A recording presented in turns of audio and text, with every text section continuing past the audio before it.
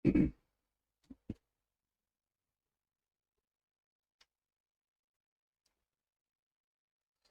warahmatullahi wabarakatuh. Alhamdulillahirabbil alamin. Rabbana anzilna munzalan mubarakan wa anta khairul munzilin. Sahabat jalan khidmat Allah, kembali lagi ketemu di podcast bersama Gria Multimedia Putri Indonesia. Dan hari ini kita silaturahim di Darut Tauhid Yogyakarta yang letaknya di Jalan Imogiri Barat. Nah, teman-teman bisa lewat dari Perempatan Wojo ke selatan. Ada perumahan apa sih? Cokro Boulevard. Cokro Boulevard ya. Itu ke kanan pas di depan pintu gerbang. Baik, hari ini kita akan berbincang tentang Darut Tauhid, salah satu lembaga amil zakat terbesar di Indonesia, dan salah satu ya pengasuhnya utama adalah Ustadz Kiai Haji Abdullah bin Nasyar di Bandung, dan ini adalah cabang di Jogja sebagai kantor DT Peduli seperti itu. Jadi yang mensupport kegiatan di Darut Tauhid, dan banyak sekali programnya yang dilakukan teman-teman di DT Peduli, dan insya Allah kita hari ini pagi ini dibersamai oleh Pak Iksan ya. Saya manggil Pak Iksan aja ya. Siap. Ya, beliau adalah sahabat kami yang sudah lama ketemu, dan alhamdulillah hari ini kita bisa silaturahim dan kita akan bincang-bincang tentang Darut Tauhid Yogyakarta. Baik, kita sama dulu di videonya. Assalamualaikum Ustaz. Waalaikumsalam warahmatullahi Nama wabarakatuh. atau Pak? Pak saja. Oh, Pak saja ya. Karena kami masih santri. Oh gitu, baik. Santri karya. Nah, silakan Pak Iksan bisa memberikan prolog tentang DT Peduli dan bisa diperkenalkan dulu. Pak Siap. Iksan. Baik, terima kasih Pak Nur. Assalamualaikum warahmatullahi wabarakatuh. Saya Nur Iksan Basori. Kami dari DT Peduli atau Darut Tauhid Peduli. Kami cabang dari Bandung. Alhamdulillah DT Peduli Jogja. Awal dari gempa Pak Nur. Gempa. Ya, 2006 masih ingat ya gempa Bandung. Paling dahsyat. Ya, dan ya kita doakan korbannya ya, dan yang korban meninggal diterima Allah. Nah, kami di Darut Tauhid mengawali 2006 itu mengirim utusan dari Bandung. Jadi di 2006 kami mengambil lokasi di daerah Pleret, Jalan Imogiri Timur. Jadi kira di sini.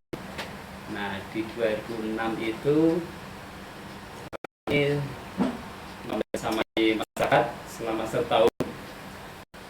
Di 2007 dari teman-teman Bandung, gimana ini program yang sampai berhenti, karena kita lihat memang dampaknya luar biasa waktu itu ya, sehingga masyarakat benar-benar butuh pendampingan baik dari sisi rohaninya juga penguatan ekonominya, karena benar-benar waktu itu habis ya. Nah, alhamdulillah di 2006 kami memang mengawali, selain untuk mendampingi masyarakat secara ini ya, yang terdampak secara psikologisnya juga. Nah, akhirnya tercetus untuk program ekonomi biar mulai segera bangkit gitu ya.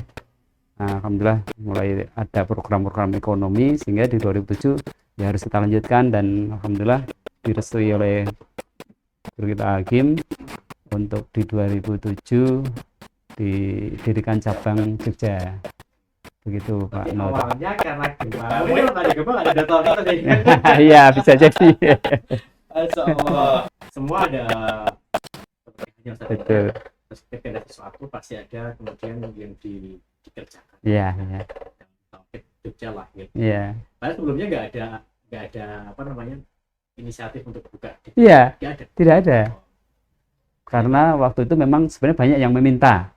Cuman AA waktu itu tidak mengiyakan begitu saja. Beliau memang melihat ya situasi kebutuhan.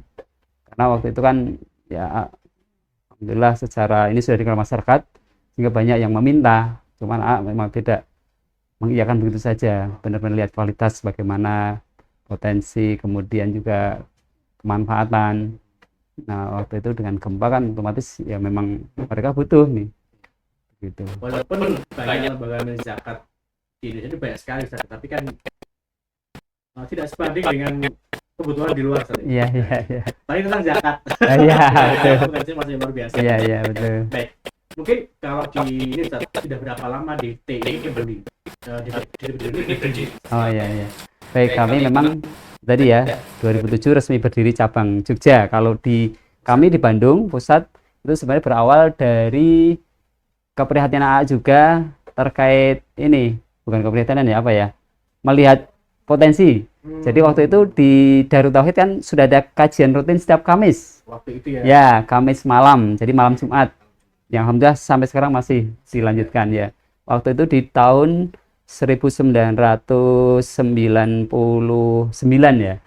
Nah, beliau melihat jamaah ini banyak nih, potensinya ada.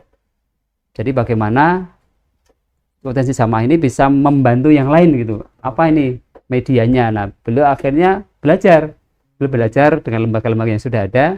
Akhirnya ada masukan ya didirikan saja lembaga amil zakat untuk mengelola itu. Ya, alhamdulillah di 99 kemudian resmi berdiri yang di pusat, dan itu awalnya lokal di tingkat provinsi saja di Provinsi aja. ya di Jawa Barat. Keren ya, berarti Jawa dari situ beliau kemudian punya inisiatif menjadi lebih besar sampai sekarang. Iya. Nah, 2004 itu baru resmi secara terdaftar di nasional tahun 2004. Ya. 2007. Satu tahun. Iya. Tapi Masya Allah ya. Nah, kalau program utamanya Ustaz dari Pak Iksan dari dulu, atau Iya. mungkin di Jogja, di pusat apa, di Jogja apa? Oh ya. Program Kalau kami memang secara arahan dari Guru kita AG memang intinya sebenarnya dakwah. Bagaimana dakwah ini menjadi salah satu apa ya untuk ke masyarakat itu bisa diterima gitu. Apa nih modelnya? Apa nih strateginya? Nah, dengan adanya lembaga ini harapannya Kami bisa terjun ke masyarakat, mendampingi masyarakat, bisa diterima masyarakat. Nah, kami membuat program ada 5 pilar. 5 pilar. Ya, jadi secara apa yang utama itu memang dakwah ya. Jadi akhirnya ya sudah kita buat 5 pilar. Ada program 1 dakwah, pilar dakwah. Kemudian kedua pilar ekonomi, ketiga pilar pendidikan, keempat pilar kesehatan, yang kelima pilar sosial kemanusiaan. Ini programnya udah 5-5-nya dapat, mana pendidikan ada, kesehatan ada, ekonomi ada, dakwahnya juga ada. Keren. Kemudian kalau yang paling diminati di masyarakat itu dari 5 pilarnya apa? ya. Jadi kalau kami selama ini mendampingi masyarakat memang mereka yang lebih ke untuk ke warga satu lokasi gitu ya, satu tempat itu, tidak hanya person. Jadi mereka lebih ke infrastruktur. Jadi ya baik itu untuk pembangunan masjid musola karena untuk kebutuhan mereka, kemudian juga untuk air, infrastruktur air. Jadi mereka memang kita ketahui di Jogja kan beragam ya, ada yang daerah tinggi pegunungan, ada yang daerah pinggiran pantai, ada yang ya kota. Cuman Tuhan kemarin kami juga komunikasi dengan pihak pemerintah ya, mana nih data-data yang memang secara di Yogyakarta itu boleh dibilang paling membutuhkan. Nah, mereka menunjuk 2 tempat. Gunung Kidul. Nah, akhirnya kami ekspor ke sana. Karena kan beliau kan dari Bantul. Bantul kan karena situasi gempa tadi, sehingga kami fokus di sana waktu itu. Nah, setelah di 2007 berdiri, 2009 kami diminta untuk eksplor di tinggi. Jadi bukan hanya di Bantul karena waktu itu kan pusat gempa di sana. Nah, akhirnya kami mengembangkan itu tadi. Karena di 2 tempat ini di Gunung Kidul itu orang melihatnya kurang air. Betul. Jadi kalau di Kulon Progo ya karena pelosok dan jalannya naik turun dan mungkin lebih ke sarana tadi. Ya, betul, betul. Oke, kemudian kalau fundraising di DT Peduli rata-rata berapa sih? Kalau kami alhamdulillah di tahun-tahun ini ya dari angka 2 sampai 3 di kalau di rata-rata ya, Di di rata-rata rate ya. ya. Ya alhamdulillah kalau kami lihat memang masyarakat di Jogja ini masih secara kesadaran tinggi, karena Jogja itu boleh dibilang secara kotanya kecil, tetapi secara jumlah lembaga paling banyak. Paling gemuk. Iya, paling gemuk. Nah, kesadarannya tinggi sebenarnya. Jadi itu tadi, satu orang, satu donatur bisa jadi kemana-mana. Iya. Dan Jogja banyak pengusaha Betul, yang mendatang bertanya yang mengenai betul. saya kira potensinya untuk Indonesia jauh lebih besar dan Insya masih banyak yang kita berjalan. Insya Allah, betul. Oke, kemudian kalau di 2005 Pak Iksan, Iya. kan ini udah mau tahun baru, kan ditawar. Oh iya, betul. Kira-kira apa yang menjadi terobosan atau program nanti yang mau digambarkan? Oke, jadi kami kemarin komunikasi dengan teman-teman, ini permintaan secara untuk program air itu masih banyak. Air. Ya, air. Jadi infrastruktur itu masih menjadi pilihan, baik infrastruktur air ataupun masjid musola itu tadi ya. Karena alhamdulillah kami di awal-awal itu memang kami coba komunikasi dengan masyarakat, apa sih yang mereka butuhkan gitu. Nah, ternyata ya tadi, kalaupun sudah ada masjid mungkin mereka sudah lama sehingga butuh renovasi.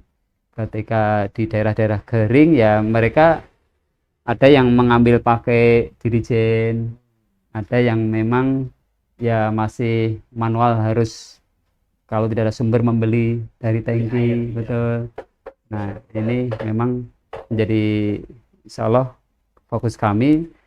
Harapannya di ke depan sudah tidak ada lagi yang membeli, karena kalau kita hitung coba ketika satu rumah itu 2 pekan itu menghabiskan 1 tangki. Kalau dihitung dari harga 150 sampai 250 ya, 1 tangki berbeda-beda saya lihat. Nah, itu satu rumah 2 pekan 1 tangki. Kalau 1 bulan 2 tangki. Itu kalau kita angka dari 300 sampai 500. Ketika kemarin kita coba bandingkan dengan program kami yang sudah kita buatkan jaringan dan menggunakan meteran, itu 1 bulan itu penggunaannya masih di angka 10, di bawah 10 kubik. Jadi kalaupun di angka 3.000 kali, kalau 1 kubiknya 3.000 misalnya, 3.000 kali 10 ya baru 300-an, masih di bawah itulah. Jadi artinya memang mereka sebenarnya bisa save dengan adanya program ini gitu. Daripada beli tangki. Betul, iya, daripada beli tangki. Dan mungkin juga sisi ekonomi mereka juga pas-pasan. Iya. Maaf, tadi 3.000 per kubik, kalau 10 baru 30, maaf. 30 ya. 30.000 bukan 300. Coba Jauh, dari betul. 500.000 ke tanah, Betul. 300.000 jadi 30.000. Betul. Nah, ini kan memang mereka jadi semakin semangat juga. Kami pun semangat untuk bergerak gitu. Karena kebermanfaatan itu yang kemudian kita lebih semangat, menjadikan kita lebih semangat. Betul. Oke, ini tentang program yang kalau kita itu lihatnya unik, SSG. Oh iya, Santri siap guna, betul. Kan Jogja itu budaya santri. Iya, betul. Setuju. Nah, ada nggak kemudian program kedepannya di tahun 2025 ini, program SSG itu kan luar biasa. Iya. Pendidik masyarakat, baik dia dari pelajar, kemudian orang umum, Betul. pekerja, Betul. itu bisa mandiri dan mereka dengan sadar bermanfaat untuk masyarakat. Betul. Ya, ini sejalan dengan cita-cita guru kami sebenarnya ya. Jadi guru kami ini, Hakim, itu mengingatkan kami, terus di Quran sudah ada, Rasul itu menjadi suri teladan kita. Nah, kemudian di hadis juga disebutkan bahwa diutusnya Rasul ke bumi itu kan menyempurnakan akhlak. Nah, guru kami berharap Hakim ini, ayo kita lanjutkan cita-cita Rasulullah, kita lanjutkan dakwah Rasulullah yang memang diutus ke bumi ini untuk menyempurnakan akhlak. Nah, program SXG ini harapannya salah satu dari cita-cita itu, sehingga kami pun memang diminta untuk melanjutkan perjuangan ini dengan itu tadi, terus menebarkan penyempurnaan akhlak dengan tindakan nyata. Jadi kami pun diajarkan untuk ya peduli, berbuat, berjuang. Peduli, berbuat berbuat, berjuang ya. Jadi bagaimana kepekaan kita harus kita asah, kemudian setelah ada kepekaan dari diri kita harus mewujudkan dengan kepedulian kita, kemudian kepedulian kita wujudkan dengan berbuat, perbuatan, dan perbuatan itu action ya, betul, action dari kita, dan itu menjadikan perjuangan kita untuk tadi mewujudkan cita-cita Rasulullah dalam rangka diutus ke bumi untuk menyempurnakan akhlak. Jadi SSG ya insya Allah kami dari dulu sebenarnya sudah menggrade, tapi ya mohon doanya ini mudah-mudahan di 2025 ini bisa terwujud dan masyarakat bisa segera menikmati, membersamai dengan kami untuk terus melanjutkan cita-cita Rasulullah diutusnya ke bumi. Begitu Pak Nur. Masya Allah. Ini keren. Nanti kita nantikan di 2025. Insya Allah. Oke. Terakhir Pak Ihsan, Siap. sebagai penutup, apa sih yang kemudian menjadi harapan Darut Tauhid Jogja ataupun Darut Tauhid Pusat di tahun yang akan datang? Siap. Jadi sesuai pesan guru kami juga Hakim, memang di 2025 ini tahun perjuangan kita untuk mendekatkan siapapun, baik donatur, penerima manfaat, untuk lebih dekat kepada Allah. Nah, kami menjadi jalan, menjadi jembatan. Jadi harapannya dengan di 2025 ini para masyarakat, wabil khusus kalau kami di Jogja ya, kalau utamanya di seluruh Darut Tauhid yang memang alhamdulillah saat ini sudah ada 34 cabang Pak Nur. 34 cabang se-Indonesia. 33 di Indonesia, 1 di Australia. Wow. Ya, mohon doanya mudah-mudahan dengan harapan tadi juga harapan kami untuk mendekatkan masyarakat Indonesia lebih dekat kepada Allah, dan kami dipilih menjadi jalan untuk tersampainya jalan itu tadi untuk lebih dekat kepada Allah. Kalau untuk terakhir nih Pak Ihsan. Siap. Kalau untuk mau donasi, Oh ya. donasi entah itu wakaf, infak, sedekah dan sebagainya, so. Baik, jadi kami untuk di DT Peduli Jogja, alhamdulillah ada nomor rekening yang bisa tapi izin saya baca. Siap. Kita tampil di bawah ya. Ya, mudah-mudahan bisa ditampilkan ya. Insyaallah. Oke. Jadi kami di DT Peduli Jogja, alhamdulillah ada nomor rekening BSI ya. Oke, BSI. Jadi mohon maaf kalau di kami sebenarnya ada beberapa rekening tapi dari pusat juga. Oke. Jadi kalau yang di lokal Jogja, nah ini mohon izin kami bacakan. Tuh, mohon maaf.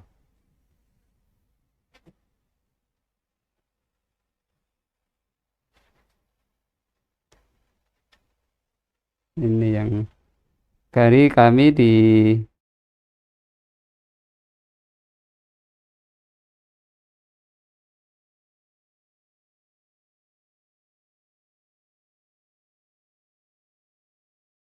kosong 30 009 835 Oke.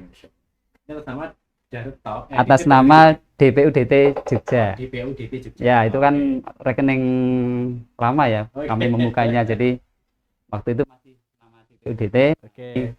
Sekarang kami melakukan inovasi berubah menjadi DT Peduli.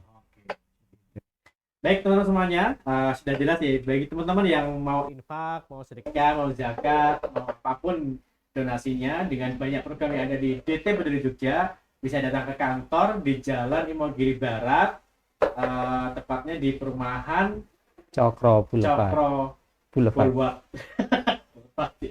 Dan akhirnya nanti kita sampaikan di bawah ya, atau di terakhir di video terakhir di podcast pada hari ini. Kemudian teman-teman semuanya, kita doakan teman-teman yang di DT Peduli Jogja diberikan kesehatan, kemanfaatan, diberikan kekuatan untuk menghimpun jamaah, menghimpun infak, sedekah teman-teman dan menyalurkannya kepada teman-teman yang membutuhkan dengan program-program yang luar biasa, dan bisa juga melalui transfer atau rekening di podcast yang tertera di podcast ya teman-teman. Baik, dari kami cukup sekian. Terima kasih Pak Hasan atas waktunya. Alhamdulillah, terima kasih Pak Nur. Insya Allah dengan senang hati. Insya Allah. Dan kami juga akan support kegiatan di Darut Tauhid. Alhamdulillah, amin. Kita bisa bersinergi Pak Hasan. Siap. Baik, dari kami terima kasih atas waktunya. Salam dari kami tim Gria Multimedia Putri Indonesia, dan mudah-mudahan juga doain kami yang baru tumbuh 6 bulan ini menjadi pondok atau Gria Multimedia Putri Indonesia dan memberikan kebermanfaatan untuk pondok yang lain Amin. dan teman-teman yang lain juga. Assalamualaikum warahmatullahi wabarakatuh. Sampai ketemu di podcast selanjutnya. Tuh. Baik, saya. Alhamdulillah. Jazakallah khair.